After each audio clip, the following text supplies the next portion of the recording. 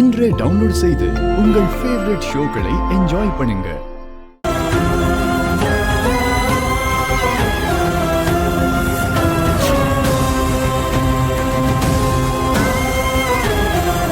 நல்லா கவர் ஆகுதுடா.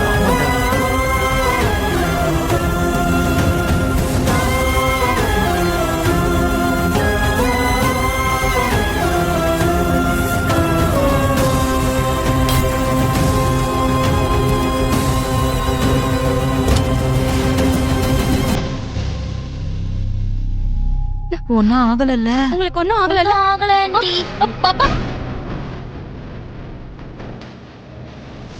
தண்ணி கொடுங்க. இந்தாங்கம்மா.